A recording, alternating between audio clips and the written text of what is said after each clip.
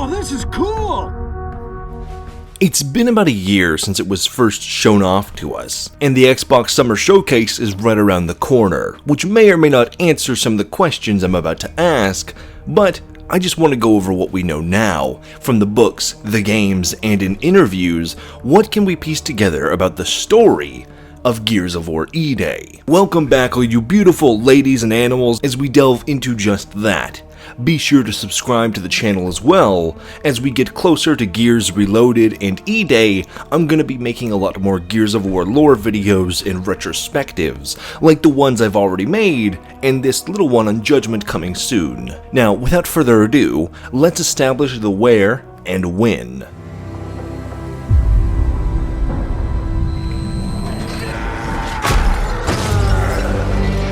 We know when Gears EDay takes place. It'll be on EDay, Emergence Day, the day when the Locusts launched their global sieges across the surface of Serra, where they killed a quarter of the human population in a matter of hours. A truly horrific experience that we see in full force during the trailer.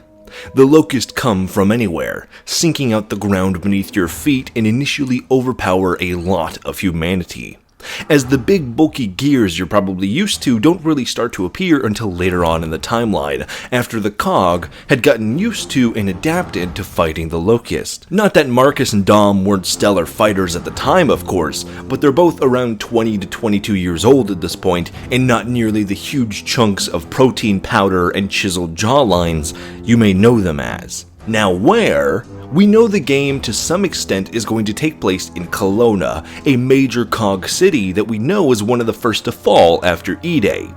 That's about it, outside of the fact that it's probably close to Halvo Bay, where we see Marcus pop up again a few weeks or months after EDay during the events of Gears of War Judgment. But we also have some hints that EDay might jump around on the timeline, as the narrative director has promised us a look at many origins in the Gears series, from Marcus and Dom's brotherhood, to the Mark II Lancer, to obviously Emergence Day, with the first two of those happening years before and after Emergence itself.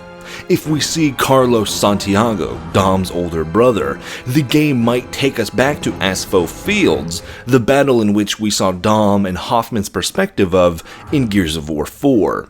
Spoilers for the books and possibly EDay, but this is also the battle where Carlos dies. While Marcus and Carlos were friends first, the loss of one brother-in-arms was the instigating incident that led to Marcus and Dom becoming friends as we know them in the original trilogy. So we'll likely see a lot of the two of them lamenting and grieving over the fresh wound that was Carlos's loss, along with Dom's two children and his wife Maria's parents, who also went missing on EDay. That same day, if you remember seeing the flashback of Maria during Gears of War 2. For the Lancer Mark II, we know that it was originally conceived during the Battle of Jannermont, the same city which saw the Finger of Doom first. A year into the war, just before the hammer strikes that scorched most of the surface of the planet, is where Marcus and Dom were joined by Ty Caliso, the Arahoma native that was recruited by Marcus in the Pendulum Wars. You know him as the guy with the tattoos. It was Ty's use of some good old DeWalt hardware that inspired the classic chainsaw bayonet, so unless they changed the timeline around quite a bit, like how Judgment included the Mark II Lancer way earlier than it was supposed to be, we'll likely see a jump into the future after EDay.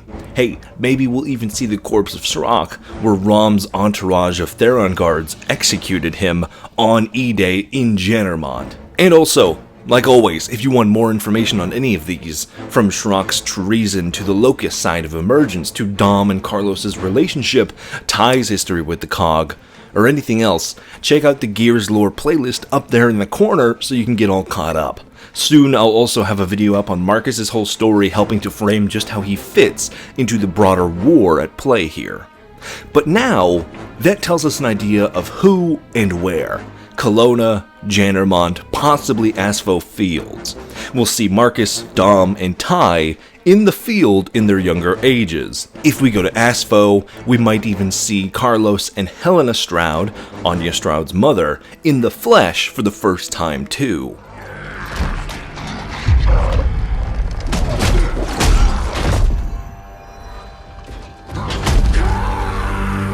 But how about the Locust side? Well, likely there won't be any familiar faces.